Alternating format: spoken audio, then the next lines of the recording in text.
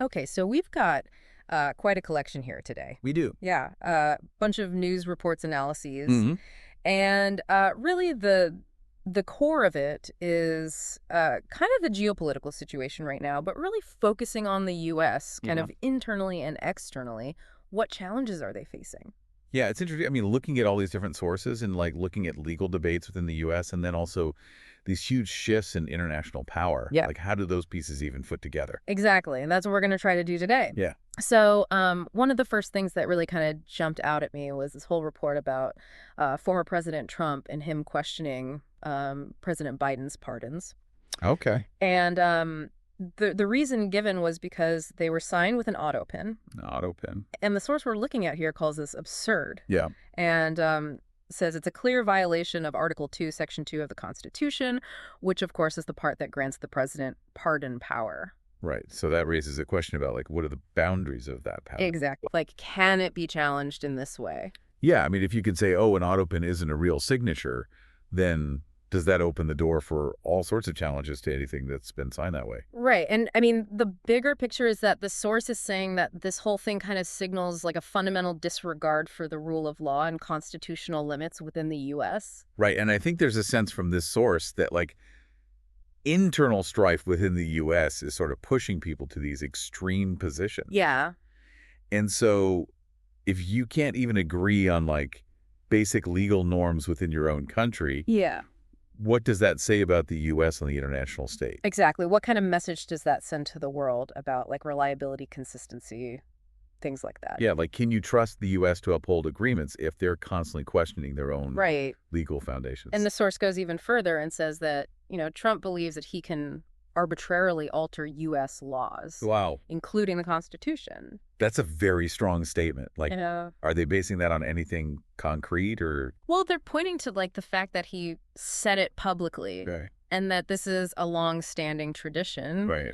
This is how pardons have been done. Right. So I mean, it really kind of speaks to, the intensity of the domestic political climate that's being observed. Yeah, it's like the gloves are off at this point. Yeah, exactly. Plenty of these go. Okay, well, let's switch gears a little bit and talk about something a little bit more international. Okay. We have this report that Trump's saying that the Chinese leader will be visiting the U.S. soon, Okay. but the analysis that we're looking at here kind of connects this back to former Treasury Secretary Paulson's recent trip to China, Right. and they're suggesting that Trump probably knows that this visit isn't actually going to happen. So it's like a bluff almost. Yeah, they're saying it's more of like a gesture, Yeah. to kind of save face and maybe create an opening for his own visit to China. Right. So it's like he's trying to force their hand a little bit. Yeah, exactly. Like, oh, if your leader can come over here, then I should be able to go over there. Exactly. It's interesting, though, because it kind of makes you wonder, like, if diplomacy has to rely on these kinds of, like, symbolic gestures Yeah. rather than actual substantive agreements. Yeah. What does that tell you about the state of things? Yeah, like, how much of it is just for show Exactly. and how much is actually getting done behind the scenes? Okay, well, this kind of leads into the next point. Okay. They're looking at this and saying, this really confirms some earlier analysis that was done that said that Paulson's trip was basically just to try to secure a ticket to Beijing for Trump.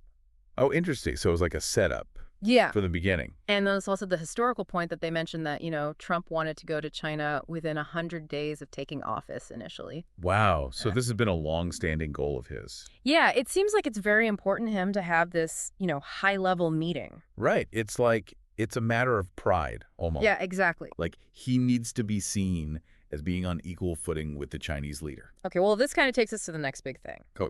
There are all these reports coming out now that the Trump administration is actually considering recognizing Crimea as Russian territory Wow. as part of this potential agreement to end the war in Ukraine.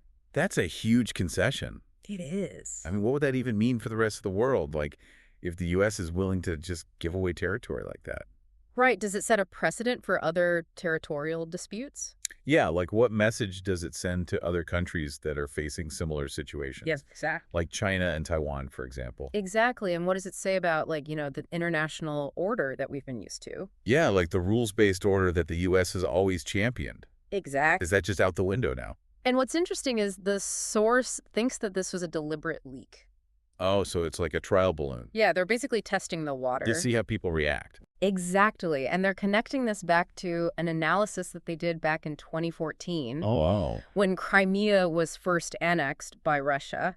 Right. And at that time, they said that this whole thing is just going to begin with Crimea returning to Russia. Hmm. And they pointed to the West's reaction at the time. The sanctions were pretty weak. Yeah. And they said that was basically a tacit acceptance.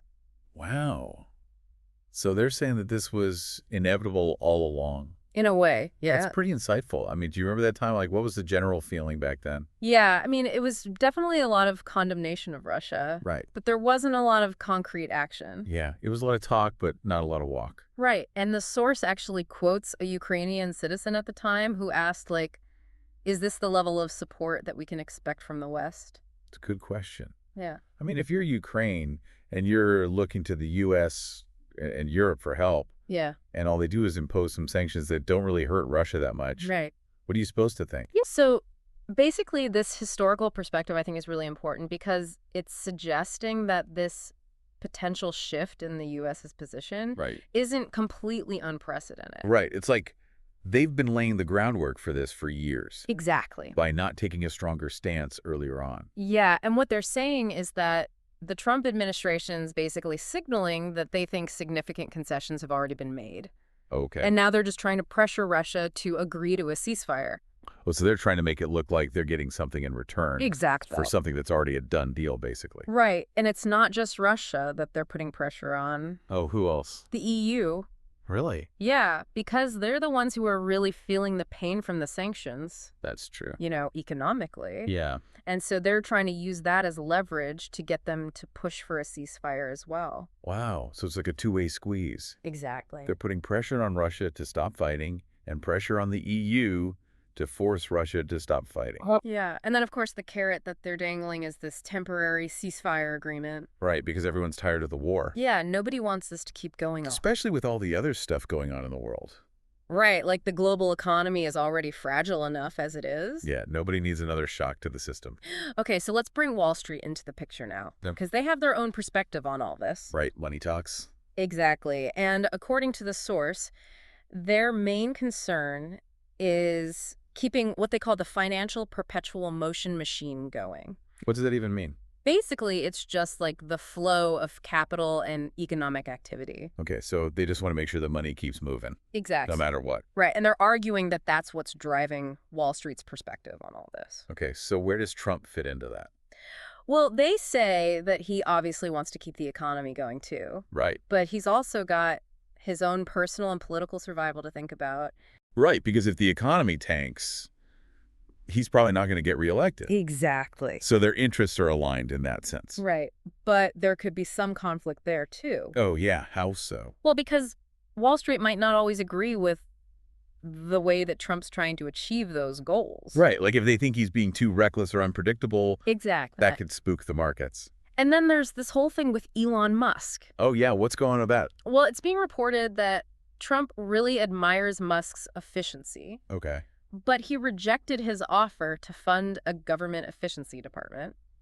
Why would he do that? That's what everybody's wondering. Seems like a good idea. Right, and the source is interpreting this as a sign that Wall Street's not happy with how Trump's handling the whole U.S.-China relationship. Oh, interesting. So they're using Musk as a pawn In a way, yeah. to send a message to Trump. Exactly, and they're saying that this whole thing with Musk could be seen as a warning. Like, back off a little bit. Exactly. Or else he- Right, and if you connect this back to the difficulties that Paulson had in China Right. and the potential concessions on Crimea, Right. it's like Wall Street's trying to nudge Trump towards a more, stable, predictable relationship with China. Which they see as being good for the economy Exactly. in the long run. Right, because they need that stability to keep the money flowing. Right. Nobody wants another trade war. Exactly. Or shooting war, for that matter. Right. So it's like this delicate balancing act It is. between politics and economics. Yeah, and international relations. It's all connected.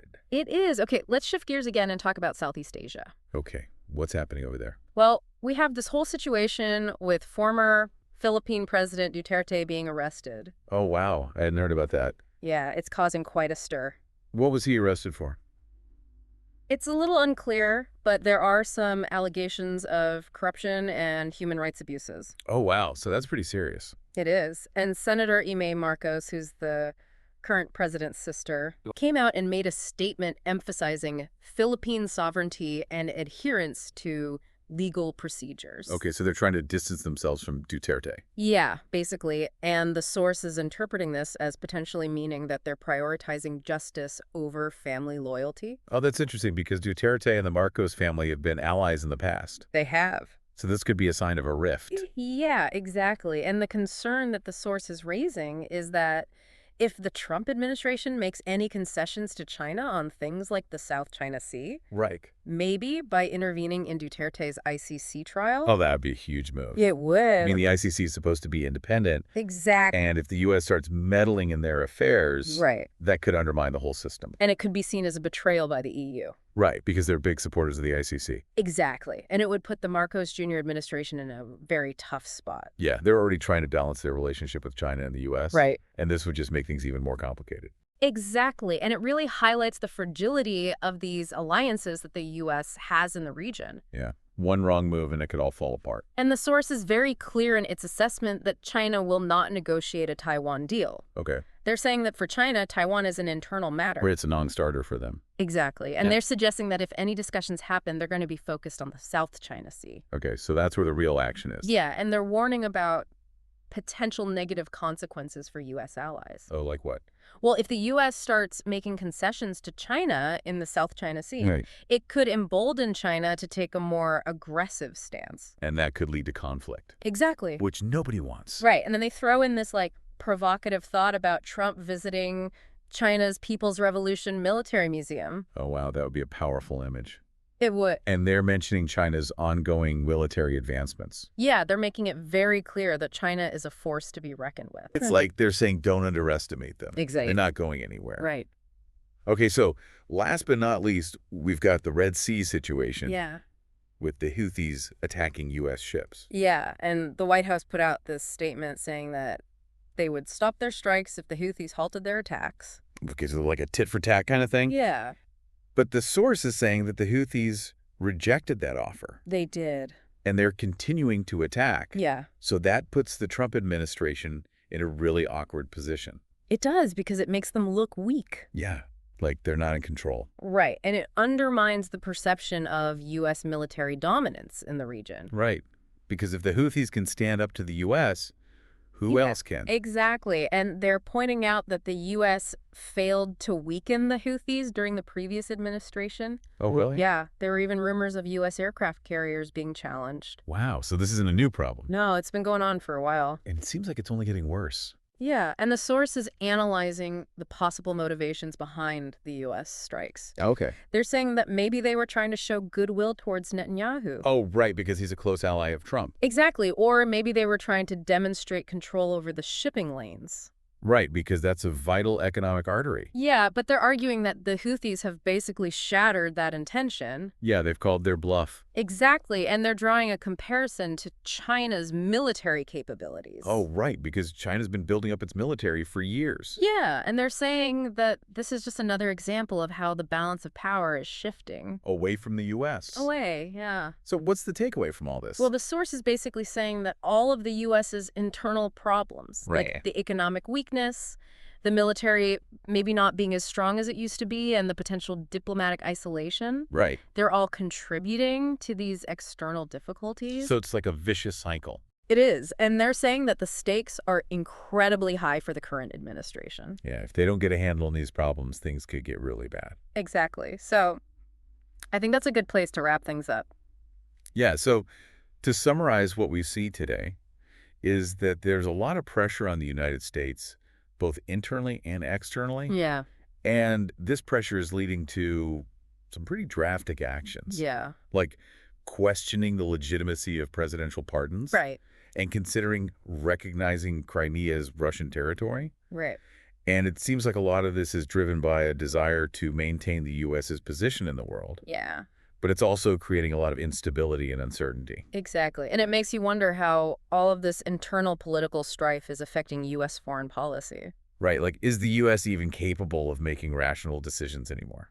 Or are they just reacting to events as they happen? Yeah. And what about the motivations of all the other players involved? Yeah, like what's driving Trump's decisions? What about Wall Street? What about the Houthis? It's like a giant game of chess. It is with very high stakes. And the source also talks about these structural constraints. Yeah. Like, what are the fundamental things that need to change in order to create a more stable world? Yeah. Are there any deals that could be made that would actually address the root causes of these problems? Or are we just going to keep lurching from crisis to crisis? Yeah.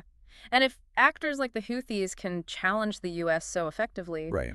who else might emerge as a major disruptor in the future? Yeah. The world is changing fast. It is, and it's not always clear where things are headed. So it's more important than ever to stay informed and pay attention to what's going on. Exactly, and to think critically about all the different perspectives. Yeah, because there's no easy answers. That's for sure. Thanks for joining us on this deep dive. Yeah, thanks for listening. We'll see you next time. Okay, bye.